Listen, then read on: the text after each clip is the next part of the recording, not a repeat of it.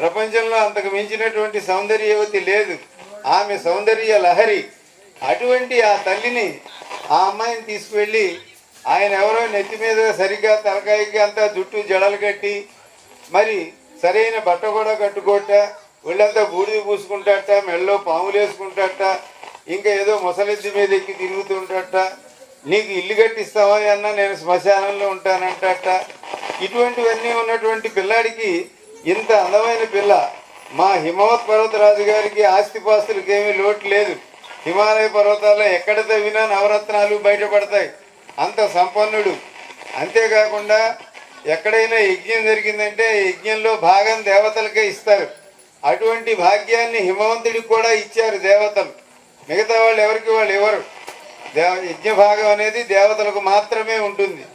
అటువంటిది మేరు పర్వతానికి కూడా ఇవ్వాలి. మేరు పర్వతం అంటే మొత్తం బంగారు పర్వతం. అందులో చిన్నరాయి పెద్దరాయి అంతా బంగారమే. అటువంటి మేరు పర్వతాన్ని కూడా పక్కన పెట్టి హిమవత్ పర్వతం గారికి ఆ యోగ్యతను ఇచ్చారు. కాబట్టి ఎక్కడ యజ్ఞం జరిగినా ఇంద్రాయ స్వాహ అగ్నయ స్వాహ అన్నట్టుగానే ఈయనకు కూడా హిమవంతుడికి కూడా కొంత భాగం అందులో వస్తుంది. అంతటి దేవతా వర్గంలో చేరినటువంటి వాడు. ఎందుకని అంటే మా అమ్మాయిని బట్టి వాళ్ళ నాన్నగారికి అంత ఘనత లభించింది. అటువంటి మా తల్లిని మేము ఇవ్వాలంటే మీ పిల్లవాడి యొక్క యోగ్యతలను తెలుసుకోవాలని మీరందరూ కోరుకుంటున్నారు. ముందు మీ పిల్లవాడి యొక్క రూపురేఖ విలాసాలను చెప్పండి.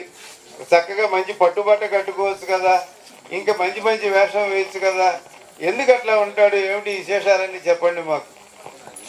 పైగా ఆయనేమో ఇది క్రోధినామ సంవత్సరం. ఆయనకి పెద్ద క్రోధి అని పేరు. ఆయనకి ఏదో మూడో కన్ను కూడా ఉంది. కన్ను తెరిస్తే మొత్తం అంతా మాడిపోయే పరిస్థితిగా ఉంది. అందుకని క్రోధినామ సంవత్సరంలో మీరు పెళ్లి కోసం వచ్చారు. పైగా ఈ సంవత్సరానికేమో ఆ కుజుడు అనే ఆయన రాజుగా ఉన్నట్ట, శని అనే ఆయన ఏమో మంత్రిగా ఉన్నట్ట. ఈ కుజుడు అందరికీ తగాదాలు పెడుతూ ఉంటాడు, శని ఏమో అందరికీ ఇబ్బంది పెడుతూ ఉంటాడు.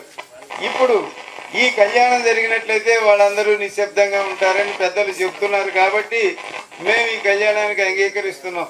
కుజుడు శాంతించాలన్నా, కుజుడు కోపంగా ఉన్నాడంటే ఆయన అందరికీ తగాదాలు పెడుతుంటాడు ఊళ్ళో అందరికీ.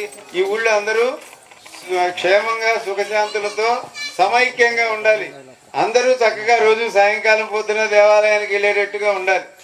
అట్లా ఉండటానికి కుజుడిని శాంతింపజేయాలి, అట్లాగే శనీశ్వరుణ్ణి శాంతింపజేయాలి.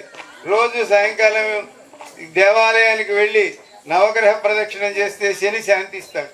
కాబట్టి ఈ ఊళ్ళో ఉన్న వాళ్ళందరికీ, ఇక్కడ ఉన్నటువంటి స్త్రీ పురుషులందరికీ కూడా ఆ భాగ్యం కలగాలంటే ఇదిగో కళ్యాణం జరగాలి. అందుకే దీన్ని శాంతి కళ్యాణం అంటాం. కిందటి సంవత్సరము చేసాం, ఈ సంవత్సరము చేస్తున్నాం, వచ్చే సంవత్సరము చేస్తాం, ఏటా చేస్తాం. ఎందుకంటే వాళ్ళ కళ్యాణం వలన లోకానికి క్షేమం, ఈ గ్రామానికి క్షేమం. ఈ సంవత్సరం వర్షాలు కూడా తక్కువ పడతాయని పంచాంగాల్లో చెబుతున్నారు. ఈ కళ్యాణం చేస్తే ఇక్కడ పాడి పంటలకు వర్షాలకి ఇబ్బంది లేకుండా చక్కని వర్షాలు కురవాలి. ఇవన్నీ ఈశ్వరానుగ్రహం కావాలి. ఈశ్వరానుగ్రహం కావాలంటే మా అమ్మాయి యొక్క అనుగ్రహం కావాలి. మా అమ్మాయి అంటేనే ఆయన అంటాడు తప్ప, లేకపోతే ఆయన అంతటా ఆయన శివుడాజ్ఞ లేదే చీమైనా కుట్టదు అన్నారు. అన్నప్పటికీ అమ్మవారు కళ్ళతో ఇట్లా అంటేనే ఆయన అనగలడు. శివశక్త్యాయుక్తో యది భవతి శక్త ప్రభవితం అని అన్నారు. కాబట్టి మీ శివుడు శక్తిమంతుడు అయితేనే ఆయన మా అందరికీ వరాలు ఇస్తాడు. కాబట్టి ఈ సందర్భంలో వీళ్ళందరికీ కలిగినటువంటి సందేహం, మీ అబ్బాయి అటువంటి ఈ పిచ్చి పిచ్చి వేషాలు ఎందుకు వేస్తాడో కొంచెం చెప్పండి.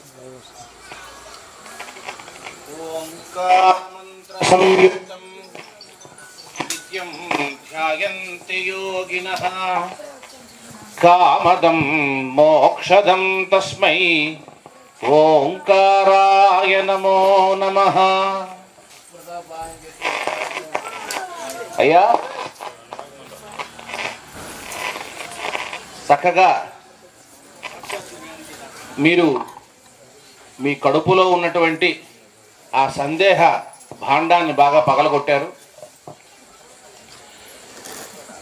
మీ అమ్మాయి చాలా సౌందర్యవతి అని, శక్తి సంపన్నురాలని, ఇంకా ఏవేవో విశేషాలన్నీ కూడా మీరు చెప్పారు. చాలా సంతోషం.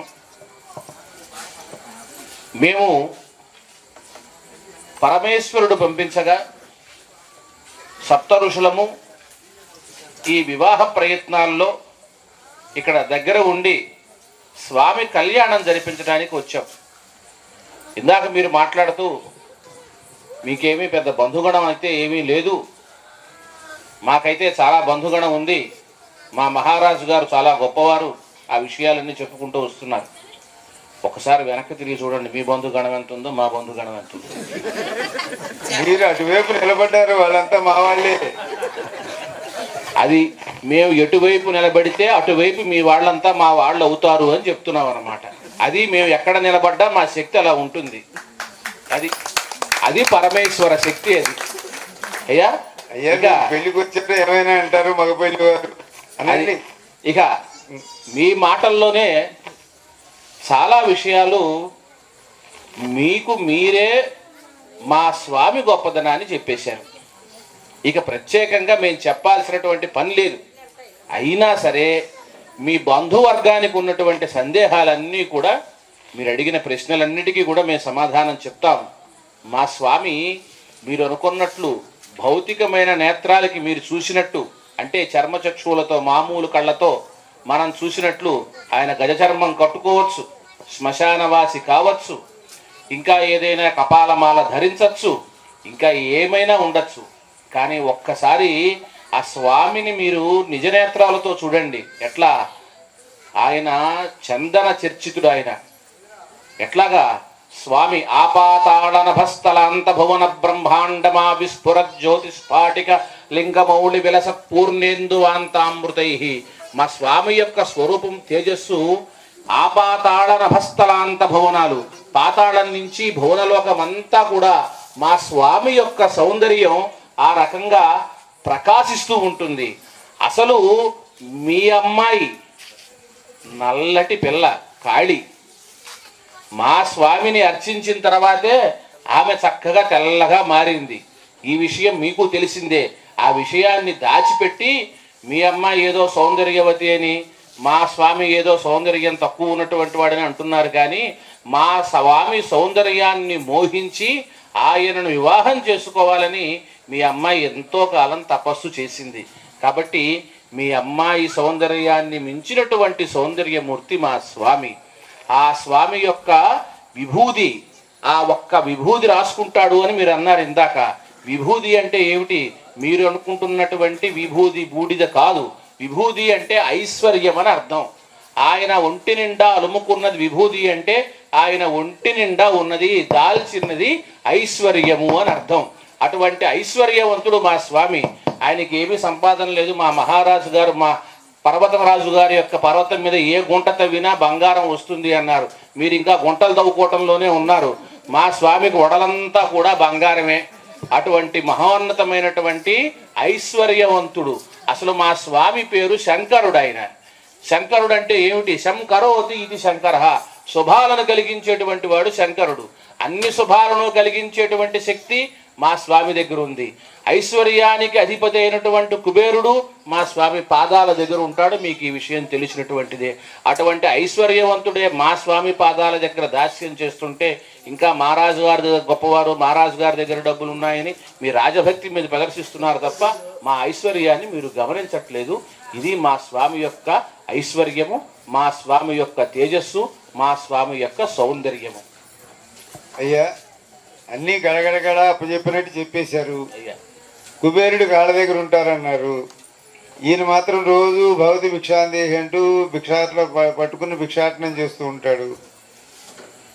కుబేరుడి దగ్గర బోళ్ళు ఉన్నాయంటారు. మరి ఎక్కడ దాచిపెట్టాడో తెలియదు. ఏమి ఎవరికి ఏమి ఇస్తున్నట్టు ఎవరిని అడిగినా ఇంత బోడి తీస్తూ ఉంటాడు. అటువంటి వాడు మీరేమో ఆయన అంతటి వాడు, ఐశ్వర్యం అంతా అక్కడే ఉంది ఇక్కడే ఉంది అని ఇవన్నీ చెబుతున్నారు. పైగా ఈ కళ్ళకు కనపడదు, ఏదో కళ్ళకు కనిపిస్తుంది ఆయన అసలు తత్వం అని కూడా చెబుతున్నారు. అంటే మేమందరం కళ్ళు మూసుకుని ఒప్పుకోవాలని అర్థం. లేదు లేదు లేదు, మీ అమ్మాయి కళ్ళు తెరిచింది కాబట్టి ఆయన సౌందర్యం కనపడింది. ఆయన ఇక్కడికి వచ్చి తపస్సు చేశాడు. చేదో ఆయన ఈశ్వరుడు కదా, ఆయన తపస్సు కోసం అని సహాయంగా ఉంటుందని హిమవంతుడు పంపించటం. అక్కడి నుంచి ఏదో ఆయన ఎందుకోసం వచ్చాడు తపస్సు కంటే ఏదో ఉద్దేశంతో వచ్చాడు. కాబట్టి అటువంటిది మీ అబ్బాయే ఈ ప్రయత్నాలన్నీ చేస్తున్నాడు. ఈ విధంగా మా అమ్మాయిని ఆకర్షించాడు కనుక సంపన్నుడా పేదవాడా ఇవన్నీ చూడలేదు. ఆ ఆడపిల్లలు అట్లా అనుకోరు. ఎదురుకుండా పిల్లవాడి నచ్చితే కనుక అతడికి ఆస్తిపాస్తులు ఏమిటి, ఉద్యోగం ఏమిటి, చదువు ఏమిటి, ఇవన్నీ కూడా తెలియని ఒక అమాయకత్వంలో ఉంటారు.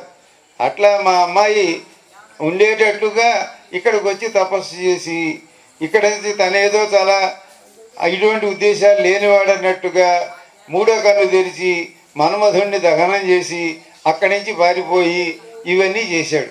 మళ్ళీ ఇప్పుడేమో మీరు వచ్చి రాయబారం మా అబ్బాయికి మీ అమ్మాయిని ఇవ్వండి అని ఇప్పుడు రాయబారం చేస్తున్నారు.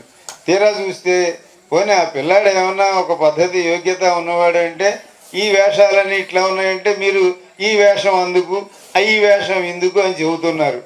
ఇవన్నీ ఇక్కడ ఉన్న వాళ్ళందరూ నమ్మాలి అని. సరే మీరు పెళ్ళికి వచ్చేసారు కాబట్టి మేము ఏది చెప్పినా నమ్ముతాం అనుకోండి. మొత్తం మీద మీరు చెప్పిన బలవంతపడి మొహమాట పడి మీరేం నమ్మాల్సినటువంటి అవసరం లేదండి. లేకపోతే ఏమవుతుందో చెప్పండి. ఎందుకు మీ అమ్మాయి రాబట్టి మీ అమ్మాయి మీ రాజుగారిని నాన్న నేను ఫలానా వ్యక్తిని ప్రేమించాను ఆయన్నే వివాహం చేసుకుంటాను అని చెప్పబట్టి మీరు పిలవబట్టి కదా మేము వచ్చింది. ఇందాక నుంచి మేము వచ్చేసాం అంటున్నారు. మీ ఆహ్వానం మేరకే మేము వచ్చాం, మీ రాజుగారి ఆహ్వానం మేరకే మేము వచ్చాం. ఒట్టిది మీరు వచ్చారు కాబట్టి మేము సప్తఋషులు వచ్చారని మా మహారాజు గారు మీకు మర్యాదలు గౌరవాలు అన్నీ చేశారు. చేసి ఎందుకు వచ్చారో చెప్పండి అంటే అప్పుడు మీరు నెమ్మదిగా ఈ విషయాన్ని బయట పెట్టారు. బయట పెట్టిన దానికి మీరు పెద్దవాళ్ళు చెబుతున్నారు కదా అని ఆయన కూడా సంతోషించాడు. ఆయన వాళ్ళు చెప్పారంటే అబద్ధం చెప్పరనే ఉద్దేశంతో చెప్పి ఆమె వంక చూశాడు. హిమవంతుడి గారి భార్య పార్వతీదేవి తల్లి పేరు మేనాదేవి. ఆమె వంక చూశారు. అంటే ఏమి వీళ్ళందరూ అడుగుతున్నారు ఈ పిల్లని ఇద్దావా అని అంటే ఆమె కూడా కళ్ళతోనే మాట్లాడింది. మీ ఇష్టం, మీకు ఇష్టం అయితే చేయండి అని ఆవిడ చెప్పింది. వాళ్ళిద్దరే అంత అన్యోన్య దాంపత్యం. అంతే అదేమిటండి అట్లా ఇస్తారని ఆవిడేమీ అనలేదు. ఈయన నిన్ను అడిగేది ఏమిట్లేదు నేను ఒప్పేసుకుంటున్నానని అనలేదు. కాబట్టి ఇక్కడ అందరూ కూడా అటువంటి దాంపత్యం కలిగినటువంటి వారు. అది అటువంటి చోట మీరున్నారు. ఈ ఓషధీప్రస్థపురం అంటే ఇప్పుడు మనకున్నటువంటి ఈ చిలుమూరు గ్రామంలో ఉండేటివారు అందరూ కూడా అటువంటి అన్యోన్య దాంపత్యంతో అట్లా ఉండేవారు అన్నమాట. కాబట్టి వారు అంగీకరించారు. అంగీకరించిన తర్వాత ఇక్కడ ఉన్నటువంటి బంధుమిత్రులందరూ కూడా మీరు ఏదో ఒప్పేసుకున్నారు, అసలు ఈ పిల్లాడి గురించి నన్ను విచారించడం పద్ధతి కదా అని అన్నారు వాళ్ళు. అందుకోసం ఇవన్నీ మిమ్మల్ని అడుగుతున్నాం. సరే మీరేదో రూపం గురించి చెప్పారు. ఆయన ఏమి పట్టుబట్ట కట్టుకోవడం ఏమిటంటే మీకు కళ్ళు మూసుకు చూస్తే కట్టుకున్నట్టు కనిపిస్తాడు, లేకపోతే ఏనుగు చర్మం అని ప్రతిదానికి కళ్ళు మూసుకోమంటున్నారు మీరు. సరే కళ్ళు మూసుకుందాం. ఎందుకంటే ఈ క్రోధినామ సంవత్సరంలో మాకంతా హాయిగా గడవాలి, సుఖంగా గడవాలంటే ఈ కళ్యాణం జరగాలి కాబట్టి మేము రోజు దేవాలయానికి వెళ్ళాలి కాబట్టి దర్శనం చేసుకోవాలి కాబట్టి మేము మీరు చెప్పినవన్నీ ఒప్పుకుంటున్నాం. కళ్ళు మూసుకుంటాం. అప్పుడు మాకు ఆయన పట్టు కట్టుకున్నట్టు, ఆయన మెడలో ఇంకేదో బంగారు ఆభరణాలు ఉన్నట్టు, ఒంటి మీద గంధం చందనం పూసుకున్నట్టు ఇవన్నీ మీరు చెప్పినవన్నీ అట్లాగే చేద్దాం. మా ఈశ్వరుడు అట్లాగే ఉన్నాడని మేము అనుకుంటాం. మా ఊరు వస్తే మా ఈశ్వరుడే కదా. కాబట్టి మా రామలింగేశ్వర స్వామిని సాక్షాత్తు శ్రీరామచంద్రమూర్తి సీతా సహితుడే వచ్చి ప్రతిష్ఠ చేశాడు. ఆ ప్రతిష్ఠ చేయటం కూడా సైకతలింగం ఇసుకతో ముద్ద చేస్తే ఉన్నటువంటి స్వామివారు. కాబట్టి ఆయన ఆ కాలం నుంచి ఈ కాలం వరకు ఈ ఊరిని, పైగా ఊళ్ళో ఉండబోయే అంటే నేను ఏటి మధ్యలో ఉంటానంటాడు. ఆయన అన్నీ అట్లాంటివన్నీ చిత్ర విచిత్రమైన పనులన్నీ చేస్తూ ఉంటాడు. ఊర్లో ఉండొచ్చు కదా కానీ నేను ఏటి మధ్యలో ఉంటానంటాడు. కాదే ఇల్లు కట్టిస్తామంటే లేదు శ్మశానంలో ఉంటానంటాడు. అన్నీ ఇటువంటి పనులు చేస్తూ ఉంటాడు అని ఆ పిల్లాడికి ఎట్లా ఇస్తారు మీరని వీళ్ళందరి యొక్క సందేహం.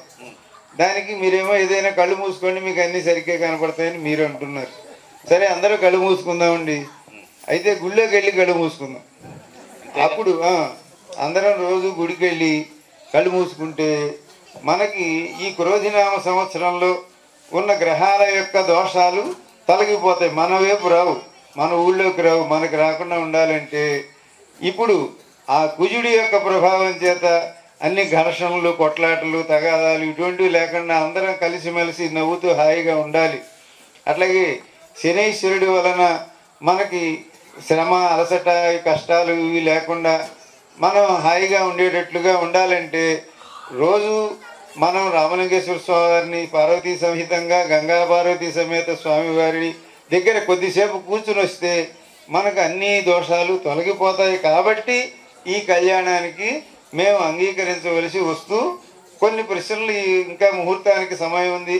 కళ్యాణ ముహూర్తం రేపు, మీరు పెందలాడే ముందు రోజే చేశారు కాబట్టి ఇటువంటి వివరాలన్నీ అందరికీ తెలిస్తే మరి వచ్చినటువంటి వాళ్ళందరూ కూడా పక్కకెళ్ళి ఏమిటో పిచ్చి పెళ్లి చేశారని అనుకోకుండా ఉండాలి. అందరికీ విషయం అర్థం కావాలి కాబట్టి ఇక్కడ ఉన్న వారందరికీ తెలియజేస్తున్నాం. సరేనండి. మేనాదేవి గారు అడుగుతున్నారు, అబ్బాయికి ఆస్తిపాస్తులు ఏమున్నాయి, ఏమన్నా బంగారం ఉందా, వెండి ఉందా, ఈ పిల్లకి రోజు ఇంట్లో కాస్త కావాలంటే ఉప్పు పప్పు కాస్త అన్నం పెట్టగలడా, ఇటువంటి వాటిని గురించి అడగమన్నారు. కాబట్టి దాని గురించి ఏం చెబుతారో చెప్పండి.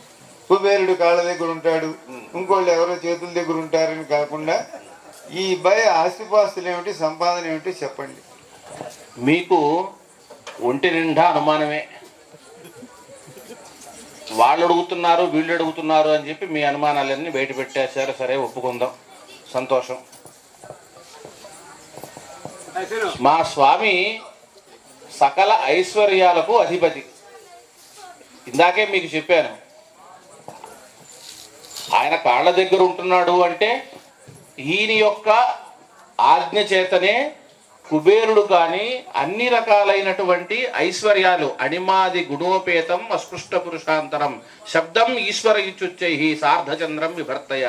మీకు తెలియనటువంటిది కాదు. అణిమాది అష్టసిద్ధులు వశమైనటువంటి వాడు మా స్వామి. కాబట్టి మీరు అనుకున్నటువంటి మీ రాజుగారి దగ్గర ఉన్నటువంటి సంపద కన్నా మా స్వామిని అణిమాది అష్టసిద్ధులు కూడా వశం చేసుకున్నటువంటి వాడు. కాబట్టి మీ రాజుగారి కన్నా మా స్వామి దగ్గర అద్భుతమైనటువంటి సంపద మా స్వామి దగ్గర ఉంది. కాబట్టి మీ అమ్మాయి రోజువారీ భోజనాలకు కానీ, ఆభరణాలకు కానీ, ఆహార విహారాదులకు కానీ ఏ రకమైనటువంటి ఇబ్బంది లేదు. ఈ విషయంలో మీరు చాలా ధైర్యంగా, హాయిగా, నిశ్చింతగా ఉండొచ్చు. అదేనండి విషయం. ముఖ్యంగా మగవాళ్ళ కంటే ఆడవాళ్ళు చాలా లోతుగా వంటింట్లోకి చూస్తారు. అందుకని మీతో పాటు ఆవిడ అరుంధతమ్మ కూడా వచ్చింది. ఆవిడ ఎక్కడో చీకట్లో దాచిపెట్టారు, ఆవిడన్నీ ఇవన్నీ అడుగుతుంది, సమాధానం ఏం చెబుతుందని. కానీ వాళ్ళు ఇంకా లోతుగా తెలుసుకుంటారు. కాబట్టి మగవాళ్ళు వచ్చిన వారు గొప్పవారు, పిల్లవాడు మంచివాడే, కానిచ్చేయండి ఇచ్చేయండి అంటూ ఉంటారు. కానీ అసలు లోతుపాతులు ఆడవాళ్ళకి తెలుస్తాయి. ఆ విధంగా అలా లోతుపాతులు తెలుస్తాయి. కాబట్టే మా అరుంధతీదేవి, మీ మేనాదేవి గారు ఇద్దరు కూడా వారు ప్రత్యేకంగా ఓ సమావేశ మందిరంలో కూర్చుని ఇప్పటికే చర్చలు మొదలు పెట్టారు. పరస్పర అంగీకారానికి కూడా వచ్చారు. ఓహో, అది కూడా మీ దృష్టికి వచ్చేసింది. తర్వాత మరొక పెద్ద ఆయన అడుగుతున్నారండి. ఏమంటే సరే, ఆయన దగ్గర ఏదో ఆ డబ్బులు ఉన్నాయి, ఈ డబ్బులు ఉన్నాయి, ఇవన్నీ అణిమాది సిద్ధులు ఉన్నాయి అంటున్నారు. అణిమాది సిద్ధులు ఏమన్నా పప్పు ఉప్పు తెచ్చి పెడతాయో లేదో మాకు తెలియదు. సరే, పోనీ అవన్నీ ఉన్నాయని అనుకుందాం. తర్వాత అబ్బాయి ఏం చదువుకున్నాడు అని హిమవంతుడి పక్కన ఉండే ఒక పెద్ద ఆయన, పిల్లాడు ఏమైనా చదువుకున్నాడా, అసలు ఆలోచా, ఏం చదువుకున్నాడు, ఏమిటి, చదువు లేనివాడికి పిల్లని ఎట్లా ఇస్తాము అని అంటున్నారు. కాబట్టి మీ అబ్బాయి ఏం చదువుకున్నాడు, మీ అబ్బాయి దగ్గర ఏమేమి పత్రాలు ఉన్నాయి, ఆయన వేదం చదివాడా, శాస్త్రం చదివాడా, అది చదివాడా, ఇది చదివాడు, కొంచెం అది కూడా చెప్పండి. అయ్యా, మీరు చెప్పిన దాంట్లోనే సమాధానం ఉంది. ఆలు వచ్చి చదువుకున్నాడా అని చెప్పి, ఆలు వచ్చిన దగ్గర నుంచి వచ్చినవే మా స్వామి దగ్గర నుంచి. అడిగినా ఆయన దగ్గర నుంచి వచ్చిందంటారు. చెప్పండి. ఆయన తర్వాతనే ఇంకెవరైనా కూడా ఈ సృష్టిలో మా స్వామి యొక్క ఢక్కా నాదం నుంచే మాహేశ్వర సూత్రాలు ఉద్భవించినాయి. ఐవన్ రుళక్ ఏవోం అయ్యవచ్చు, ఇటువంటి మాహేశ్వర సూత్రాలు. వాటి నుంచే అక్షర సంపద, ఆ అక్షరాల నుంచే మీరు చదువుకుంటున్నటువంటి సారస్వతం అంతా కూడా ఆవిర్భవించింది. కాబట్టి మా స్వామికి మీరు చదువుకుంటున్నటువంటి ఆలను ప్రసాదించినటువంటి వాడే మా స్వామి. కాబట్టి ఇక మీరు ప్రత్యేకంగా మా అమ్మాయి చదువుల సరస్వతి, చదువుల తల్లి అని మీరు ప్రత్యేకంగా చెప్పుకోవక్కర్లేదు. ఆ సరస్వతి, ఆ అక్షర సరస్వతిని ప్రసాదించినటువంటి వాడు మా స్వామి. కాబట్టి మా స్వామి యొక్క చదువు గురించి మీరు ఏ రకమైనటువంటి బెంగా ఒక్కర్లేదు. ఆ శివుడు, శివతరుడు, సకల వేద విద్యలకు కూడా ఆయనే అధిష్టాన దేవత, మీకు తెలియనటువంటిది కాదు. కాబట్టి మా స్వామి యొక్క యోగ్యతా పత్రం గురించి మీరు బెంగపెట్టుకోవాల్సినటువంటి అవసరమే లేదు. అయ్యా, వేద ఉపనిషత్తులు ఇవన్నీ కూడా మా అమ్మాయి యొక్క కాలి గోళ్ల కాంతులుగా ప్రకాశిస్తూ ఉంటాయి. మీరేమండి సాహిత్యంలో ఎంతైనా చెప్పుకోవచ్చు, తప్పులేదు. కాళీ గోల్డ్ అనుకోవచ్చు, మెట్టెలు అనుకోవచ్చు. మీరు ఏదో మంత్రాలు శ్లోకాల్లో ఏదో ఒకటి చెప్పొచ్చు కాక, కానీ ఆయన డక్కా ముగిస్తే అందులోంచి అక్షరాలు వచ్చాయని మీరు చెబుతున్నారు. దీన్ని బట్టి మాకు తెలిసింది ఏంటంటే రోజు సాయంకాలం పూట ఆయన ఏదో చిందులు వేస్తాడని అర్థమవుతుంది. కాబట్టి మీకు చిందుకి మరొకటి దానికి తేడా తెలియకుండా ఉంది. అవి చిందులు కాదు, సంధ్యా తాండవం చేసేటువంటి వాడు మా స్వామి. ఆ సంధ్యా తాండవం కోసం 33 కోట్ల మంది దేవతలు కూడా మా స్వామి చేసేటువంటి ఆనంద నర్తనాన్ని చూడటానికి ఆయన దగ్గరకు వచ్చి అలా ఆ కైలాస పర్వతం మీద వారు సాక్షాత్కరిస్తూ ఆ ఆనంద నర్తనాన్ని అనుభవిస్తూ ఉంటారు. కాబట్టి మా స్వామి వేసేది చిందులు కావు, అది ఆనంద నర్తనం, అది సంధ్యా తాండవం. ప్రదోష వేళ ఆ స్వామి చేసేటువంటి ఆ ఆనంద నర్తనం మన అందరికీ కూడా శాంతి కళ్యాణకారకమైనటువంటి అది ఆనంద నర్తనం. అది మీరు తెలుసు. కాబట్టి అందరినీ రోజు సాయంకాలం వెళ్ళమంటారు గుడికి. సాయంకాలం ప్రదోష వేళ మా స్వామిని దర్శించుకున్నటువంటి వాడు నిత్యం ఎవరైతే దర్శించుకుంటారో శాశ్వతంగా కైలాస ప్రాప్తి వారు పొందుతారు. పునరావృత్తి రహితమైనటువంటి శివ సాయుధ్యాన్ని పొందుతారు. ఇందులో సందేహం ఏమీ లేదు. ఓహో, అది కాబట్టి మేము ఆ హిమవంతుడు గారికి చెబుతాం, సప్త ఋషులకి ఘనంగా సత్కారం చేయండి, వారి పెళ్లి కొడుకు గురించి బాగా చెబుతున్నారు అని మీ గురించి కొంచెం నేను కూడా చెబుతాను. తరువాత ఇక బంధుమిత్రులు అందరూ వచ్చారు. అందరూ మేము మంచి భోజనాలు ఏర్పాటు చేసాం, అనేక రకాలైనటువంటి భోజనాలు ఏర్పాటు చేస్తే మా వాళ్ళకి వేరే రకం అవి కావాలి ఇవి కావాలి అని ఏదో అంటున్నారు. కాబట్టి అటువంటివి మేము ఇక్కడ ఏర్పాటు చేయము అని మీరు ఆ విషయాన్ని వాళ్ళకి చెప్పవలసిందిగా కోరుతున్నాం. మీరు అనుకుంటున్నారు కానీ వేరే రకం ఈ రకం అని చెప్పి మీ చెవులో పడినవి ఏమీ నిజం కాదు. అవి మీరు ఊరికినే మమ్మల్ని ఏదో అనాలి కాబట్టి అంటున్నారు కానీ మా వాళ్ళు ఎవ్వరూ కూడా మీ వాళ్ళ దగ్గరికి వెళ్ళలేదు. మీరు అనుకున్నటువంటి ప్రత్యేకమైన భోజనాలు అడగలేదు, ఏమీ ఇబ్బంది లేదు. ఎందుకంటే ఈయన రాక్షసులకు కూడా వరాలు ఇస్తూ ఉంటాడట. భూతాలు ప్రేతాలు పిశాచాలు అన్నిటితో కలిసి ఈయన మీరు చెప్పిన చిందులేవో వేస్తూ ఉంటాడట. అందుకోసం వాళ్ళు వచ్చిన వాళ్ళేమో మేమేదో అది చేసాం, పాయసం చేసాం, భక్ష్యం చేసాం, గారెలు బూరెలు అంటే అవి కాదు ఇవి లేవా అంటున్నారట. అవన్నీ మానేసేయమని చెప్పండి. రాక్షసులకు సైతం వరాలు ఇచ్చేటువంటి దయా సముద్రుడు బోళాశంకరుడు మా స్వామి. కాబట్టి మీకు ఏ రకమైనటువంటి ఇబ్బంది లేదు. మా స్వామి దగ్గర ఉన్నటువంటి మీరు అనుకుంటున్నట్టు భూతము అంటే కొమ్ములు కోరలు గడ్డము ఇవి కాదు. భూతములు అంటే ఈ సమస్తమైనటువంటి జీవరాశినే భూతములుగా పిలుస్తారు.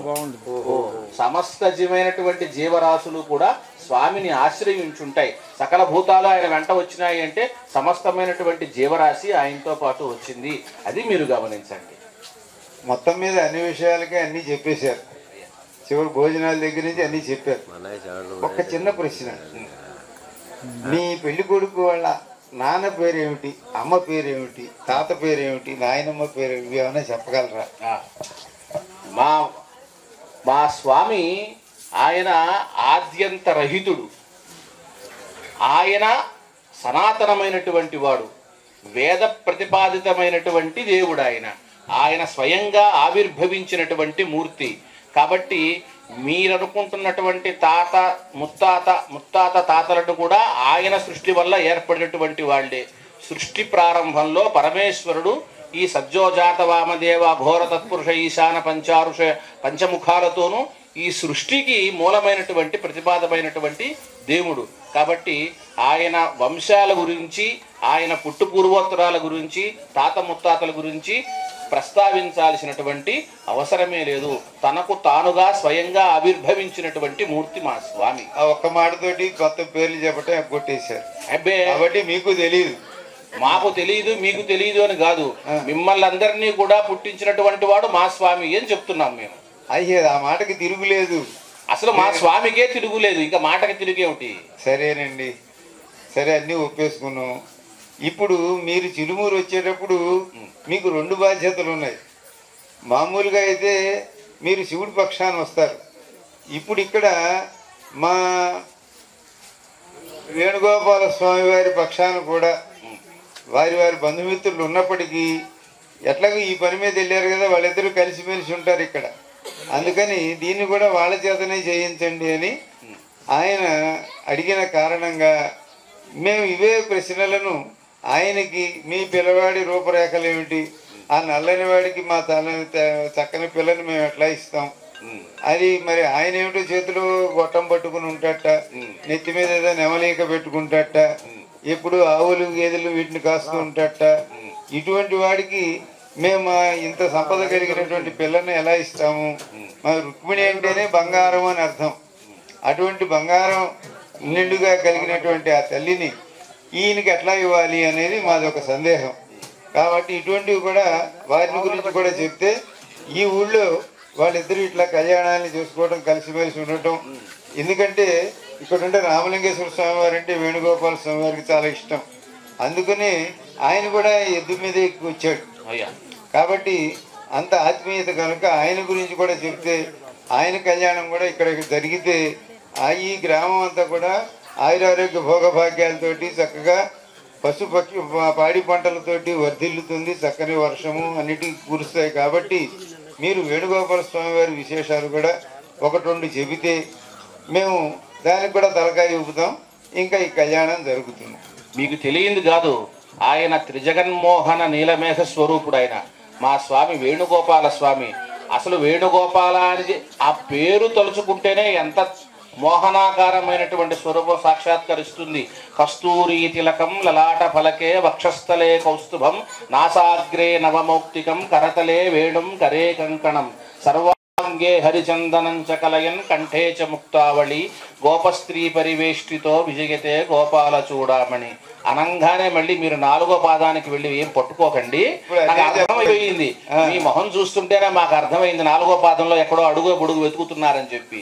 వాళ్ళందరూ కూడా మీరు ఏమి అనుకున్నటువంటి మిగతా తరహా కాదు. మా స్వామి ఆయన కస్తూరి తిలకం పెట్టుకుంటాడు, మీరే అనుకుంటాడు నల్లని వాడు అనుకుంటున్నారు. ప్రపంచంలో చిట్ట చివరగా అంతిమంగా మిగిలేటువంటి వర్ణం నల్లని వర్ణమే. కాకపోతే మనం అనుకున్నటువంటి ఈ కాలపు ఆధునిక పరిభాషలో అనుకున్నటువంటి బ్లాక్ కలర్ కాదు మా స్వామి. ఆయన నీలమేఘ స్వరూపుడు. ఆయన మనం ఏదో మాటల్లో నలుపు నలుపు అని మీరందరూ కూడా అనుకుంటున్నారు, కానీ ఆయన నలుపు శరీరం కలిగిన వాడు కాదు, నీలమేఘ స్వరూపుడు. కస్తూరి చక్కగా చందనాన్ని అర్చుకుంటాడు, అందమైనటువంటి వాడు. ఆ వేణుగానం, ఆయన వేణుగానానికి పశుపక్షాదులు సైతం కూడా చక్కగా మైమరిచిపోతాయి. ఇక మామూలు మానవుల సంగతి చెప్పాల్సినటువంటి అవసరం లేదు. ఇంత అద్భుతమైనటువంటి సంగీతముతో సహా అనేక రకాలైనటువంటి పాండిత్యం ఉన్నటువంటి వాడు మా స్వామి. సౌందర్య పురుషుడు. కృష్ణుడి సౌందర్యం కన్నా ప్రత్యేకంగా సౌందర్యం చెప్పేటువంటి మహానుభావుడు ఇంకా ఈ సృష్టిలో లేడు. కాబట్టి అటువంటి గొప్ప సౌందర్యమూర్తి మా వేణు స్వామి. కాబట్టి మీకు ఏ రకమైనటువంటి ఇబ్బంది లేదు. మా అబ్బాయి సౌందర్యం గురించి కానీ, మా అబ్బాయి విలాసం గురించి కానీ, మా అబ్బాయి సంపద గురించి కానీ అన్ని రకాలుగాను యోగ్యుడైనటువంటి వాడు అని మీకు తెలియజేస్తున్నాం. అయ్యా, ఇందాక ఏమో రామలింగేశ్వర స్వామి వారిని కళ్ళు పూసుకోండి అసలైన వాళ్ళు కనపడతారు. ఇప్పుడు ఈయన బాగా కళ్ళు తీర్చుకోండి అసలైన వాళ్ళు కనపడతారని. మీరు ఎవరిని గురించి వాదించమన్నా కూడా వాళ్ళకి అనుకూలంగా వాదించడానికి మీ దగ్గర అంతా సిద్ధంగా ఉంది. కవిల కట్ట కాదు కాదు కాదు. ఎప్పుడు కళ్ళు మూసుకోవాలో అప్పుడు కళ్ళు మూసుకోవాలి, ఎప్పుడు కళ్ళు తెరవాలో అప్పుడు కళ్ళు తెరవాలి. తెరవాల్సిన చోట కళ్ళు తెరవాలి, ముయ్యాల్సిన చోట ముయ్యాలి. స్వామి దగ్గరికి ఆలయానికి వెళ్ళినప్పుడు చక్కగా కళ్ళు మూసుకుని ఆ స్వామి రూపాన్ని మనస్సులో ప్రతిష్ఠింపజేసుకోవాలి. అందుకు కళ్ళు మూసుకోవాలి. మనం పని చేసేటప్పుడు కళ్ళు తెరిచి పని చేయాలి. కాబట్టి కళ్ళు తెరవాల్సిన సందర్భంలో తెరవాలి, ముయ్యాల్సిన సందర్భంలో ముయ్యాలి. తెరవటం ఎంత ముఖ్యమో ముయ్యటం కూడా అంతే ముఖ్యం. ఇప్పుడు కాబట్టి రామలింగేశ్వర స్వామి గుడికి వెళ్ళి కళ్ళు మూసుకోవటం, వెంటనే పక్కన వేణుగోపాల స్వామి గుడికి వెళ్ళి కళ్ళు తెరవటం, రెండు పని ఊళ్ళో రోజు అందరూ చేయవలెను. సమస్య లేదు, అందులో సందేహమే లేదు అని మీరు చెప్పారని చెబుతాం. మొహమాటం లేకుండా చెప్పేసేయండి, ధైర్యంగా చెప్పండి. కాబట్టి ఈ విధంగా ఆయన యొక్క రూపరేఖ లావణ్యాలు విశేషాలన్నీ చెప్పారు. ఇంకా ఆయనకున్న ఆస్తిపాస్తులు వివరాలు ఇవన్నీ కూడా వాటిని అన్నింటినీ మీరు పత్రం మీద పూర్తి చేసి సమర్పిస్తే అయ్యా అక్కడి నుంచి ఆయనేమో అసలు మా అమ్మాయిని ఎత్తుకుపోయి పెళ్లి చేసుకున్నాడు ఆయన. అయ్యా ఎత్తుకుపోమని చెప్పింది మీ అమ్మాయి, ఆ విషయం మీకు తెలియదు కాదు. అసలు ఆ బ్రాహ్మణ్ణి పంపించింది ఆవిడే, లేఖ రాసి పంపించింది ఆవిడే. మా అబ్బాయి మా ఆయన శుభ్రంగా ఆయన ఏదో ద్వారకలో ఉంటే ఆ పురోహితుడిని పంపించింది, ఎత్తుకుపోమని చెప్పిన సలహా ఇచ్చింది మీ అమ్మాయి. కాబట్టి ఏదైనా తేడా ఉంటే మీ పెంపకంలో తేడా ఉంది తప్ప మా అబ్బాయిలాగా ఏం లేదండి. వచ్చి మరీ తీసుకెళ్తే రమ్మని చెప్తే రాకుండా ఎలా ఉంటాడు? అయ్యా మీరు మిమ్మల్ని ఇష్టపడుతున్నానని ఒక ఆయన పెద్ద మనిషి చేత ఆవిడ కబురు చేసి ఇష్టపడుతున్నానని చెప్పలా, వచ్చి పెళ్లి చేసుకోమని తీసుకెళ్ళమని మరీ చెప్పింది మీ అమ్మాయి. కావాలంటే ఒకసారి పిలిపించి అడగండి. ఓ కాబట్టి ఇప్పుడు అయిపోయిన పెళ్లి కదా, మళ్ళీ ఇప్పుడు కాబోయే పెళ్లి ఇది. అది కాబట్టి మొత్తం మీద ఈ విధంగా మరి ఇద్దరు పెళ్లి కొడుకులకి పెళ్లి మీరు కావాల్సిన మాటలన్నీ చెప్పి ఈ పెళ్లి కుదిర్చారు. కుదిర్చిన సందర్భంగా ఇక్కడ ఉన్నటువంటి వారందరూ కూడా అంగీకరించారు, ఈ విషయానికి సంతోషించారు. ఈ సమయంగా అలాగే దీనికి గుర్తుగా అందరికీ ఇప్పుడు పానకం ఇవ్వటం జరుగుతున్నది.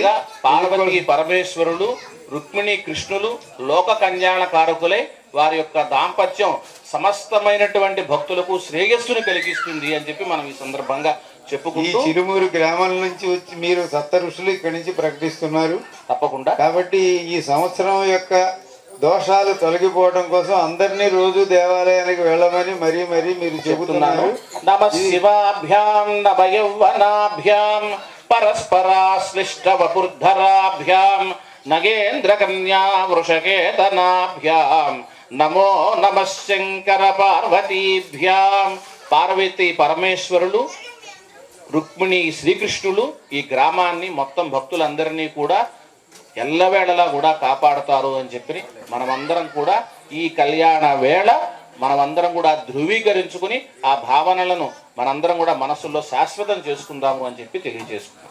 యా సృష్టి స్రష్టురాజ్యా వహతి విధిహుతం యా హవిర్యా చ హోత్రీ ఏ ద్వే కాలం విధత్తః శృతి విషయ గుణా యా స్థితా వ్యాప్య విశ్వం యా ఆహుః సర్వభూత ప్రకృతిరితి యయా ప్రాణినః ప్రాణవంతః ప్రత్యక్షాభిః ప్రపన్నాభిః తనుభిః అవతు వస్తాభిరష్టాభిరీశః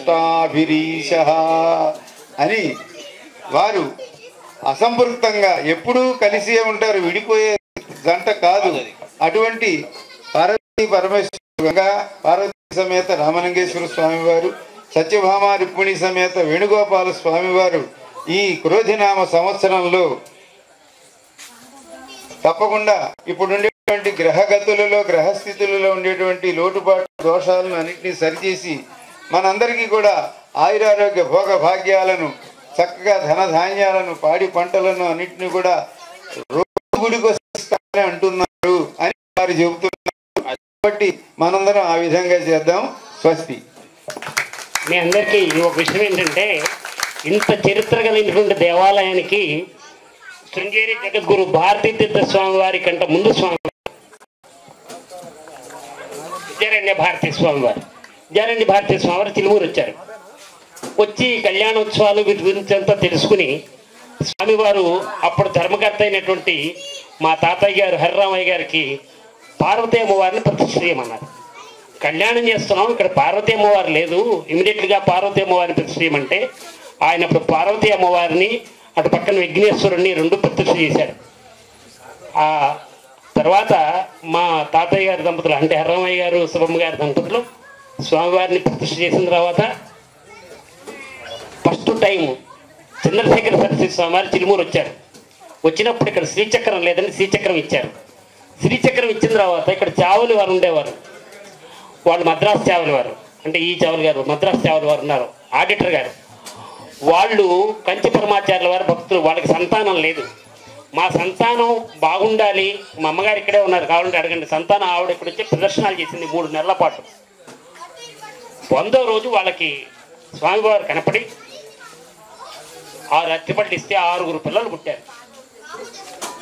ఇది నిజం. అలాగే జొన్నవిత్తల రామలింగేశ్వరరావు గారు ఇప్పుడు వాళ్ళ అమ్మాయి సుందరి అమ్మాయి వచ్చి సేవ చేస్తోంది. 5 అరటిపళ్ళు ఇస్తే 5 పిల్లలు పుట్టారు. ఇవి నిన్నగాక మొన్న ఇవి ఆవిడే సాక్ష్యం. ప్రదర్శనలు చేసి నాకు ముక్తి కావాలండి, ఆవిడ ముక్తి ఇచ్చేసారు. ఇట్లా స్వామివారు ఏది అడిగితే అది ఇచ్చేస్తారు. దాంట్లో సందేహం ఏమీ లేదు. పరమాచార్యుల వారు ప్రతిష్టం చేసినటువంటి నడిచే దేవుడు ఎంతమంది తెలుసు? పరమాచార్యుల వారి గురించి ఒక్కసారి చేతులు ఎత్తండి. పరమాచార్యుల వారి గురించి తెలిసిన వాళ్ళు ఎవరైనా ఉంటే నడిచే దేవుడి గురించి ఒక్కసారి చేతులు ఎత్తండి. మీరు గూగుల్లో కొట్టండి, అయితే మీకు ఎవరికి తెలియదు అనమాట. మీకు తెలీదా పరమాచార్యుల వారు నడిచే దేవుడి గురించి? ఆయన వచ్చి ఇక్కడ శ్రీచక్రం ఇచ్చి మనందరి కోసం అక్కడ శని వృక్షాన్ని నాటి మనందరి కోసం అక్కడ నవగ్రహాలు ప్రతిష్ఠ చేసి 14 రోజుల పాటు ఇక్కడ ఉన్నారు స్వామివారు. అంతకంటే ఏం కావాలండి? విధుశేఖర భారతీ స్వామి విజయయాత్రలో భారతీయ మహాస్వామి వారు చెప్పారట, చిలుమూరులో ఒక రోజు వెళ్ళి అక్కడ కార్యక్రమం చెయ్యాలి అంటే పొద్దున పూట వచ్చి మళ్ళీ చిలుమూరు వచ్చి విజయయాత్రలో మళ్ళీ ఆయన మాకు అనుగ్రహ భాషను ఇచ్చి వెళ్ళారు. పొద్దున పూట వచ్చారు, మళ్ళీ సాయంత్రం పూట గురుగారు సన్మాన పత్రం, గురుగారి కంటే ఈశ్వరుడికి సన్మాన పత్రం ఏంటి నేను చేస్తాను అని కాశీ గారికి అప్పచెప్పాను. ఎందుకంటే నాకు భయం. కార్యక్రమం అయితే మొదలుపెట్టాను, విశేఖర భారతీ స్వామి వారు అనుగ్రహించారు, కానీ ఆయన ఎలా నేను ఈశ్వరుణ్ణి శాంతింప చేసుకోవాలి అని వీరిని అడిగితే వీరు ఆ పని చేశారు. ఈ విషయాన్ని చాగంటి కోటేశ్వరరావు గారికి చెప్తే చాగంటి కోటేశ్వరరావు గారు కూడా చిలుమూరు వస్తే ఆయన్ని చిలుమూరులో ఆయనకి ఎట్లా సన్మాన పత్రం అంటే ఆయనకు అన్నీ తెలిసిన వాడు మహానుభావుడు, మరి ఆయనకి సన్మాన పత్రం రాయాలంటే నాలాంటి అల్పుడు వల్ల ఏమవుతుంది? అందుకని మళ్ళీ అప్పుడు కూడా ఈయన్ని అడిగాను. ఇట్లా ప్రతిదీ కూడా మహానుభావుడు, కాశీ కవి, ఇవాళ ఇంకొక మహానుభావుడు రావాలి. అటువంటి మహానుభావుడిని చూసైనా సరే జన్మ ధన్యం అవుతుంది అని ట్రై చేశాను. ఆయన ఒక 14 సంవత్సరాలు, ఎవడన్నా 40 రోజులు, 4 రోజులు, 10 రోజులు, 18 రోజులు, 20 రోజులు, 3 నెలలు దీక్షలు అంటే ఎవరన్నా ఉంటారు. ఎవరన్నా 14 సంవత్సరాలు దీక్షలో ఉన్న వాళ్ళు ఎవరన్నా ఉన్నారా? 14 సంవత్సరాలు దీక్షలో గడ్డం ఇంతలాగా పెరిగిపోయింది. ఒక ఆర్ఎస్ఎస్ మీటింగ్కి వెళ్ళినప్పుడు, ఏమయ్యా ఇక్కడ మరి అయోధ్య రామాలయం కడతాము, దీనికి యంత్ర ప్రతిష్ఠ నేను చేస్తాను అని చెప్పి యంత్రాన్ని నేను ఇవాళ స్టార్ట్ చేస్తాను. యంత్రం వేసి అన్నదానం చందంబర శాస్త్రి గారు నిజంగా మహానుభావుడు 14 సంవత్సరాల క్రితం ముహూర్తం పెట్టి ఆ కార్యక్రమం చేశాడు అంటే అంతకంటే మన ఆంధ్రప్రదేశ్లో ఇంతకంటే ఏమన్నా ఉందా? 14 సంవత్సరాల నాడు ముహూర్తం పెట్టారు, అయోధ్యకి వెళ్తుందని ఈయన సాక్ష్యం. 14 సంవత్సరాలకి ఆ రోజు జరుగుతుంది అన్నాడు, జరిగింది. ఆయన మరి నేను 14 సంవత్సరాలు కొంతమంది చనిపోయారు, కొంతమంది ఇచ్చేయారు, నేను వెళ్ళలేకపోయాను కదా, కాబట్టి ఇంకో దీక్ష చేస్తాను నాగేశ్వరరావు, వచ్చే సంవత్సరం మాత్రం నేను వస్తాను అని మాటిచ్చారు. సంవత్సరం పాటు కర్మ అంటే శ్రాద్ధ విధులు నిర్వహించాలి. మరి నేను 14 సంవత్సరాలు నేను వదిలేశాను కదా అన్ని కార్యక్రమాలకి, మరి దీక్షలో ఉన్నాను కదా, 14 సంవత్సరాలు దీక్షలో ఉన్నా కాబట్టి మరి ఇవన్నీ చేయాలంటే ఏం చేయాలి? సంవత్సరం పాటు కాశీలో ఉండాలి. అందుకుని ఆయన అమావాస్య ముందు రోజు కాశీ వెళ్ళి, అవునా, అమావాస్య అక్కడ పెట్టిన తర్వాత మళ్ళీ నెక్స్ట్ అమావాస్య ఎప్పుడు ఆయన అక్కడ దీక్ష విరమణ చేస్తారు. సంవత్సరం పాటు కాశీలోనే ఉంటాడు, ఆయనకి ఎక్కడికి వెళ్ళడు. ఆయన వచ్చే సంవత్సరం నాకు మాటిచ్చారు, ఎటువంటి పరిస్థితుల్లో చిలుమూరు గ్రామానికి వస్తానని. అంటే సంవత్సరం క్రితం మాటిచ్చిన వాడు గ్యారంటీ ఇక్కడ వస్తారనమాట. ఆయన 14 సంవత్సరాల క్రితం ఎట్లా చెప్పాడు, అట్లాగే చిలుమూరు రామలింగేశ్వర స్వామి వారిని మీరు దర్శనం చేసుకోండి. ఎక్కడికన్నా వెళ్తే శివుడు కళ్యాణమే చూస్తాం. నిన్న రామ కళ్యాణం చూసాం, అంతే, ఒకటే కళ్యాణం చూసాం, మళ్ళీ ఇంకో కళ్యాణం లేదు. ఇక్కడ అట్టగా శివ కళ్యాణం, విష్ణుమూర్తి కళ్యాణం రెండూ చేసే ఏకైక క్షేత్రం ఏదన్నా భారతదేశంలో ఉంది అంటే మన చిలుమూరులోనే ఉంది. ఇంత గొప్ప క్షేత్రం. ఈ క్షేత్రానికి వచ్చి మీరందరూ స్వామివారి అనుగ్రహం పొందుతారని అనుకుంటూ, మళ్ళీ రేపు కళ్యాణం 7:30 కల్లా రామలింగేశ్వర స్వామి వారి కళ్యాణం స్టార్ట్ అవుతుంది. స్టార్ట్ అవుతున్నప్పుడే అన్నప్రసాద వితరణ జరుగుతుంది. అన్నప్రసాద్ ఈ సంవత్సరం కురుదినామ సంవత్సరంలో చాలా కష్టాలు ఉన్నవాళ్ళు, మామూలు ఉన్నవాళ్ళు అందరూ కూడా బాగుండాలి అని కోరుకుంటూ మీరందరికీ చక్కగా స్వామివారి అన్నప్రసాద వితరణ అభిషేకం చేసినటువంటి అన్నం ప్రసాదం ఇస్తాం. మీరందరూ వస్తే బాగుంటుంది అని మరోసారి మిమ్మల్ని అందరినీ వినయపూర్వకంగా ప్రార్థిస్తూ, అంటే రాలేని ముసలి వాళ్ళు, ముతకవాళ్ళు ఇంట్లో ఉండండి, వాళ్ళకి వచ్చి భోజనం తీసుకుని రండి. అన్నానికి పిలిచినప్పుడు రాకపోతే ఏమవుతుందంటే ప్రసాదాన్ని మనము త్యజించితే అదొక పాపం. మీకు ఒక్క విషయం గుర్తుపెట్టుకోండి, ఏదో మైకులో చెప్పాడని వదిలేస్తే మాత్రం నన్ను క్షమించండి. ఏదన్నా నేను ఇట్లా మాట్లాడానని అంటే మాత్రం నాకు తెలుసు కాబట్టి, మీరందరూ మా కుటుంబ సభ్యులు కాబట్టి మాట్లాడుతున్నాను. అంటే బయట వాళ్ళకి ఇన్నిసార్లు చెప్పాల్సిన అవసరం నాకు లేదు. మీరు తింటే అంతా, తినకపోతే నాకేం చెప్పండి.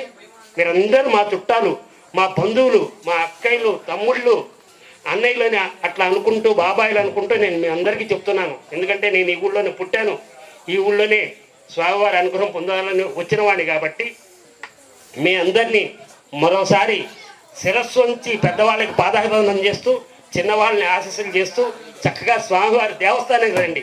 మళ్ళీ స్వామివారు ఏం అడగరు, స్వామివారికి వస్తే స్వామివారి ఆశీస్సులు మీరు లభించుస్తాయి. అది రోజు సాయంత్రం వెళ్ళారనుకోండి, అసలు ప్రదోష సమయంలో అసలు ఎంత ఐశ్వర్యం వస్తుందో మీకే తెలియదు. ఒక్కసారి ఎవరన్నా ఇక్కడ ఉన్నవాళ్ళు పరీక్షించుకుంటే తెలుస్తుంది. నమ పార్వతీపదే హర హర మహాదేవ. ఇప్పుడు రామకృష్ణ గారి మా తమ్ముడు గోపాలకృష్ణ గారు శాలవుతోనూ మాలతో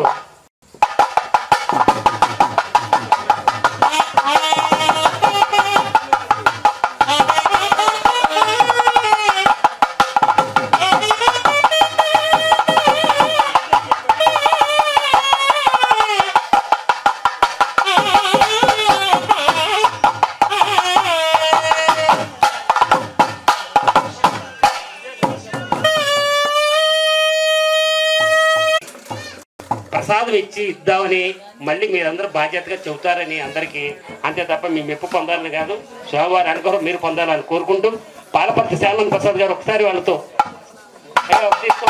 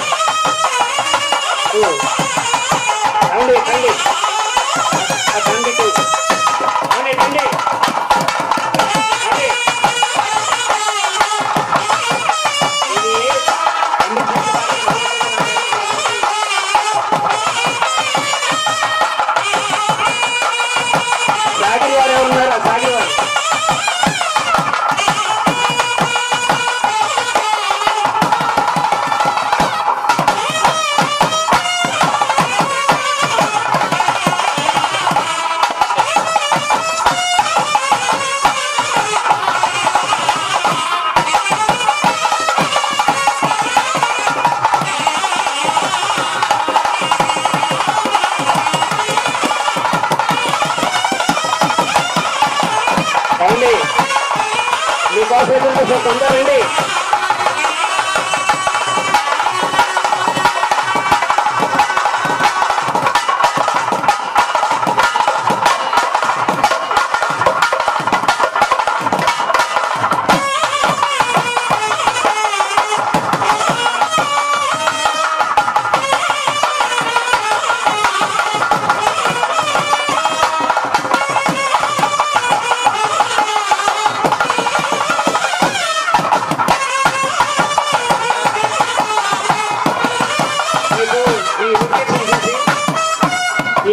చూసి ఆంధ్రప్రదేశ్ హైకోర్టు న్యాయమూర్తి కొప్పుడు కృష్ణమూర్తి గారు, ఆయన కూడా ట్రస్టీ దేవస్థానం, ఆవిడ నిజంగా ఇంట్లోకి వెళ్తే చెప్పింది, మీ అమ్మగారిని చూసి నాకు చాలా ఆనందంగా ఉంది నాగేశ్వరరావు, రేపు వచ్చేప్పుడు అమ్మగారికి నేను బట్టలు అవి తీసుకురావాలి, నేను ఎటువంటి పరిస్థితిలో మేము అందరం కలిసి వస్తున్నాం అని చెప్పేసి చెప్పారు. ఇందాక ఎంఆర్ఓ గారు పోలీసులు అందరూ ఫోన్ చేసి, అయ్యా ఎలక్షన్ వాళ్ళలో ఇదేంటండి మాకు మీరు కళ్యాణం పెట్టారు, దానికి తగ్గట్టు హైకోర్టు జడ్జిని పిలిచారని, వాళ్ళ పొద్దున కూడా జడ్జి గారు వచ్చి వెళ్ళారు. మీరందరూ ఒక్కటి గుర్తుపెట్టుకోండి, వాళ్ళందరూ ఎందుకు వస్తున్నారు అంటే నాగేశ్వరరావు పిలిస్తేనే, లేకపోతే నాగేశ్వరరావు హోదా కోసం రావట్లేదు, రామలింగేశ్వర స్వామి కోసం వస్తున్నారు. రామలింగేశ్వరుడు ఎంత గొప్పవాడో చరిత్ర తెలుసుకుంటారు. మరి మనమేమో ఇంట్లోనే ఉంటున్నాం, మనకి పెద్ద కాళ్ళతో రావటమే చిలుమూరు.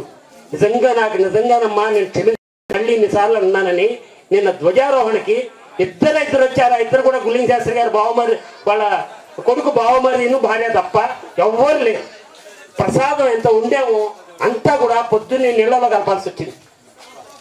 నిజంగా ఎంత బాధగా ఉందంటే నాకంత బాధగా ఉంది. సరే వారికి అందజేయండి. మీరు ప్రతిరోజు దేవాలయానికి వస్తేనే